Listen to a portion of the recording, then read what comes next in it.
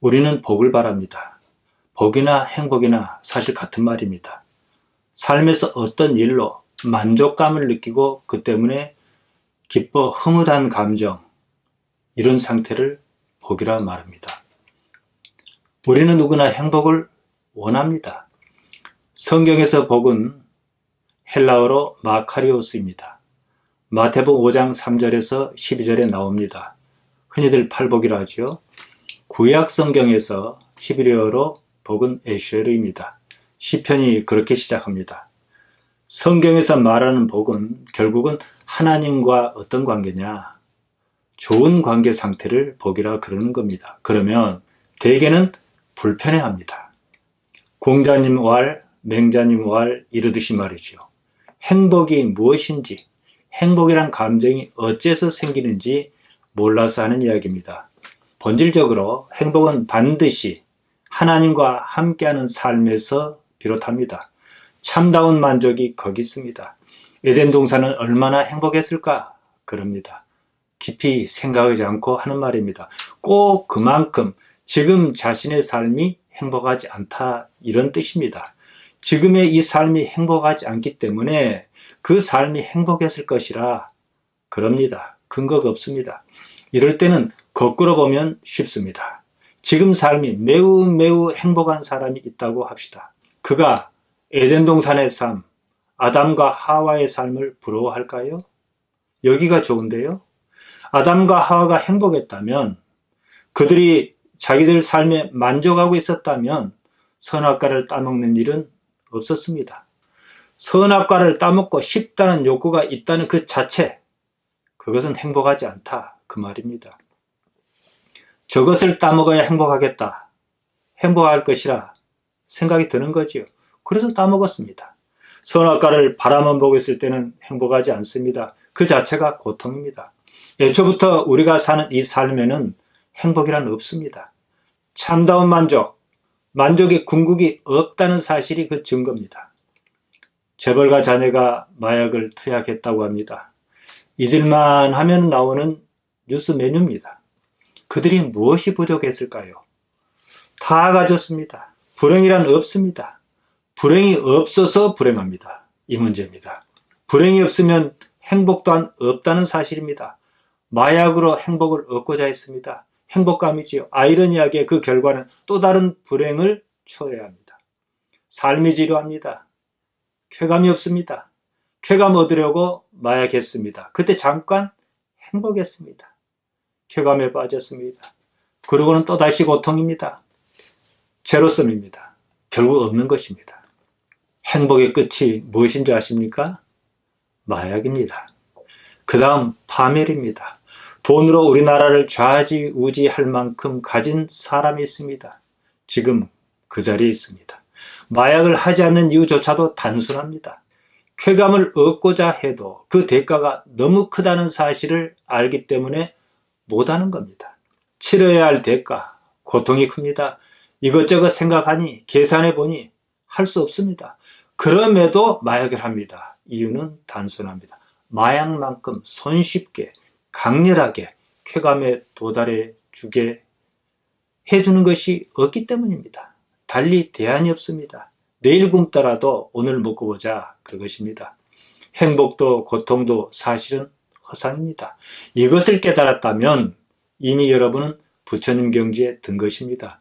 행복도 고통도 없는 인생은 그냥 헛것입니다. 행복감이 추구하는 것도 고통이 추구하는 것도 목표는 공통적으로 단 하나입니다. 단지 이 삶을 살게 하려는 것입니다. 인생이 그렇습니다. 인생을 부정해버리니까 아무것도 없습니다. 그래서 공이다, 그 말입니다. 부처님은 이것을 깨달았습니다. 여기서 교리가 생겼습니다. 예수님께서는 그것과 달리 보셨습니다. 이것은 다음 시간에 말씀드리겠습니다. 언론인 손석희는 폴 브랜드의 말을 인용했습니다. 고통이 사라진 세계는 결코 축복이 아니다. 가장 두려운 공포다. 여러분이 만일 이 말을 이해한다면 삶을 바라보는 안목이 바뀝니다. 바뀔 수밖에 없습니다. 지금의 존재 상태가 좋다, 행복하다 느끼는 감정이 있습니다. 행복감입니다. 쾌감이지요. 그런 상태가 얼마간 이어집니다. 이런 것을 행복이다 이럽니다.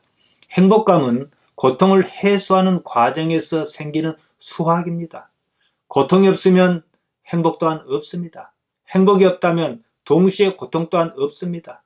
동전의 양면과 같습니다. 행복을 포기하면 고통은 의미가 없습니다. 고통을 포기하면 행복 또한 의미가 없습니다. 우리 삶의 딜레마입니다. 행복이든 불행이든 쾌감이든 고통이든 지향하는 목표는 똑같습니다. 생존입니다. 이 몸이 살게 하려는 것입니다. 행복과 불행은 삶에 있습니다. 삶을 포기하면 어느 쪽도 의미가 없습니다. 어떻게든 살게 하려고 때로는 행복감으로 때로는 고통으로 번갈아가며 있습니다. 인간에게는 욕망이 있습니다. 무엇을 바라거나 가지고 싶다 이런 간절한 마음입니다. 바꿔 생각해 봅시다.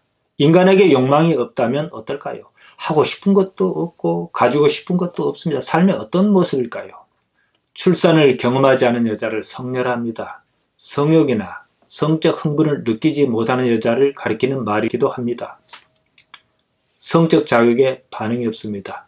욕망이 없으니 출산이 있을 리 없죠.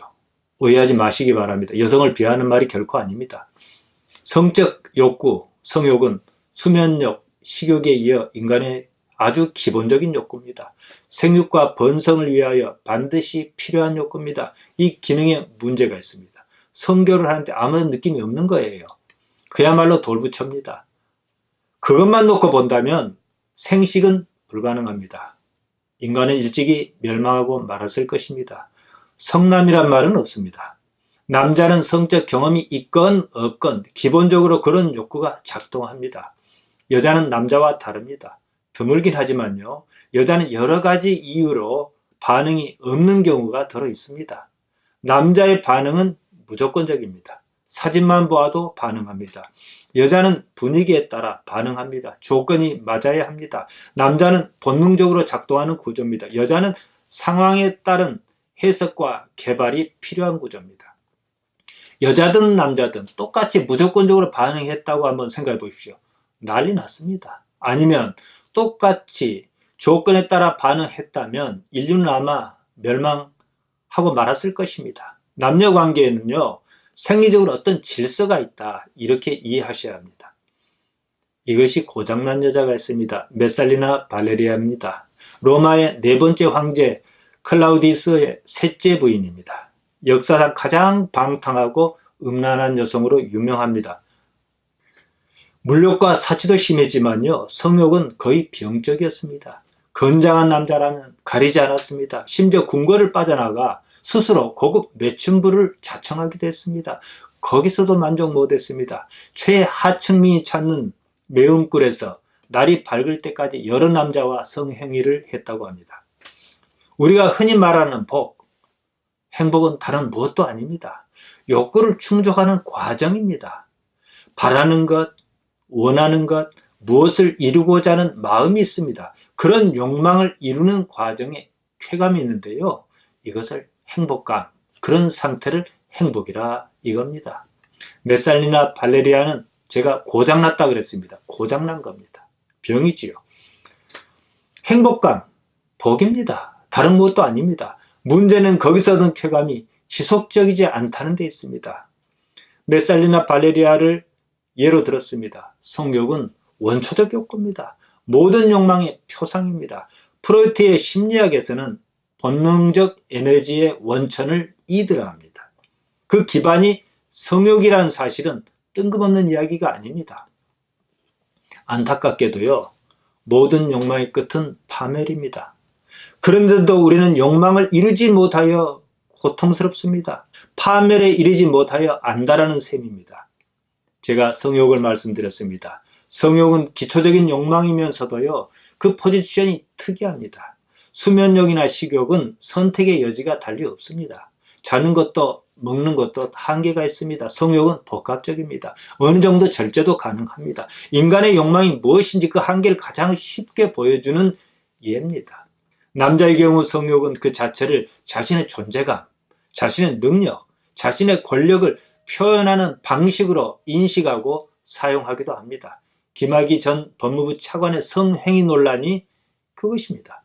방법만 다르지 동물의 세계와 다르지 않다는 것입니다. 사람이나 짐승이나 보통 수컷은요, 암컷에게 껄떡대는 구조입니다. 이런 욕망에는 이성이 작용하지 않습니다. 그냥 그럴 뿐입니다. 이성의 역할은 전후 상황을 예상하고 관계를 따지는 것입니다. 욕망은 단지 동력입니다. 성적 욕망이 없다면 인류는 진즉 멸망했습니다. 다른 욕망도 크게 다르지 않습니다. 단지 삶을 살게 하려는 동력이다, 이거지요. 욕망을 해소하는 과정에서 행복감이 발생합니다. 욕망이 없다면 인간에게는 살아야 할 아무런 이유가 없습니다. 욕망은요, 단 하나입니다. 이성이 욕망이 다르다고 이런 욕망 저런 욕망 이름을 붙이고 구분하며 변명할 뿐입니다. 성욕이든 물욕이든 권력욕이든 사실은 똑같은 호르몬 분비로 인한 행복감입니다. 따라서 욕망은요, 얼마든지 대체가 가능합니다. 이것이 없으면 이것이 있으면 그만인 거예요. 이것이 없으면 이것으로도 대체가 가능하다, 이겁니다. 성적 욕구 해소가 건강한 사람은요, 다른 욕망에 대한 과도한 집착, 그것으로 인한 고통이 그만큼 줄어듭니다. 성욕에서는 보편적 출구입니다. 아마 그래서 하나님께서 이런 기능을 넣어두셨는지 모르겠습니다. 욕망의 카타르시스라는 순기능이 있습니다. 우리 사회에서 이 문제는 왜곡이 심합니다. 유교적 전통이 강한 종교인에게서 더욱 두드러집니다. 성적 욕구를 죄악시하는 경우가 있습니다. 내면에 어떤 욕구가 있는 거예요. 그 욕구가 자기는 무엇인지 몰라요. 자신이 알지 못한 욕구가 있어요. 그것이 성적 욕구라 할지라도 사실 눈치채지 못하는 경우가 있습니다. 내면에 어떤 가득 찬 이 욕구를 어떻게든 풀어야 합니다. 그것이 안 되니까 돈을 밝힌다든지, 목사의 경우는 부교육자를 심하게 부린다든지, 아니면 명예에 집착한다든지, 목회 성공을 위하여 강하게 몰아붙인다든지, 모두가 욕구 해소의 방법일 뿐입니다. 경우에 따라서는요, 종교적 헌신이라는 명목으로 자기를 학대하기도 합니다. 지나친 열심 이면에는 반드시 욕망 해소라는 구조가 있습니다. 아무리 그럴싸해도 모두가 똑같은 방식으로 작동한다는 겁니다. 자신이 인식하지 못할 뿐입니다. 자기 욕구를 해소하기 위하여 남에게 해를 끼치는 둥, 그러면 사회의 징계를 받습니다. 그 사회가 보편적으로 수용할 수 있는 관념의 범위를 넘어섰기 때문입니다. 다른 이유는 없습니다. 제주지검장에 바바리맨 사건이 있지 않았습니까? 그에게는 노출증은 욕구 해소의 방법이었습니다. 에덴 동산에는 바바리맨 사건이 없습니다. 있어도 없습니다. 국어사전에 보니까 이 용어가 있더라고요. 바바리 코트 안에 아무것도 입지 않고 있다가 지나가는 여성에게 알몸을 보여주거나 음란 행위라는 남자, 이렇게 나와 있더군요. 욕망은 어떻게든 해소해야만 합니다. 인간의 고통은 사실 욕망 때문입니다. 욕망이 없으면요, 고통이 없습니다. 욕망을 해소하는 과정에서 쾌감이 발생합니다. 그것이 바로 우리가 흔히 말하는 사실 행복의 본질입니다. 복이지요. 불교는 인간 삶이 고통이라는 인식이 있습니다. 더불어 그 원인을 뭐라고 했냐면요, 애집이다 그랬습니다. 사랑해서 집착하는 것입니다. 돈이든 사람이든 무엇이든 마찬가지입니다. 한마디로 불교는 애집을 멸하여 모든 고통이 사라지게 하자. 그러면 열반에 들 것이다, 이겁니다. 그 때문에 어느 사회든 도덕적일수록 욕망을 적으로 간주합니다. 그러면 그 사회 구성원의 이해가 쉽기 때문입니다. 욕망을 아예 부정하기도 합니다. 금욕주의입니다. 반대가 쾌락주의입니다. 욕망을 부정할 수 없다는 사실을 알았습니다. 인정했어요. 그래서 아예 이걸 적극적으로 받아들여 해소하자, 이것입니다. 쾌락주의는 고통의 회피를 도덕의 근본 원리로 보았습니다. 여기서 발전한 것이 우리가 잘 아는 공리주의입니다. 공리주의가 무엇입니까?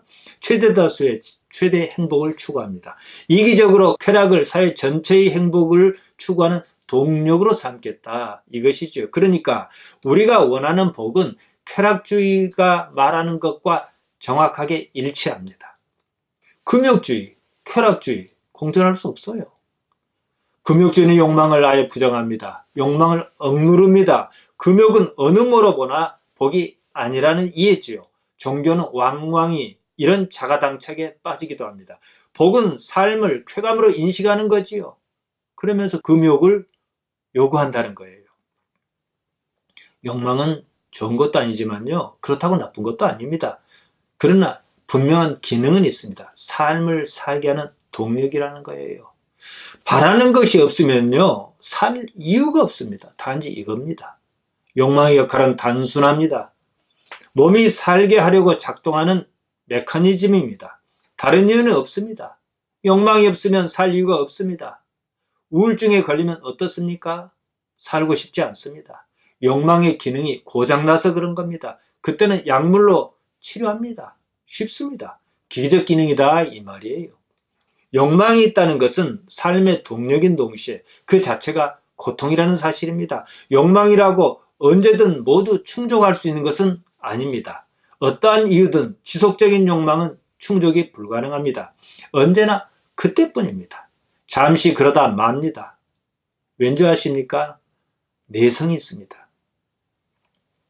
아무튼 욕망을 충족하지 못하는 상태를 뭐라 하냐? 고통이라는 거죠. 고통으로 느껴요. 어떻게든 충족해 보라는 것입니다. 무엇이요? 이 신체가요. 욕망을 충족하는 과정에서 쾌감이 생깁니다. 그것을 가지고 행복하다 그럽니다. 그러니 실상 행복은 허상입니다. 몸이 없으면 다 쓸데없는 일이거든요. 다른 어떤 이유도 없습니다. 그러면 어째서 이런 일이 우리 삶에 있느냐? 삶의 구조가 왜 이렇느냐? 생각해야 하지 않겠습니까? 근본적인 해결 없이는 평생을 욕망에 시달리다 지치고 맙니다. 어쩌시겠습니까? 욕망에 속고 사시겠습니까? 그것으로 인해서 몸부림치는 고통을 겪으며 사시겠습니까? 아니면 다른 방법을 찾아보겠습니까? 다음 시간에 이어서 말씀드리겠습니다.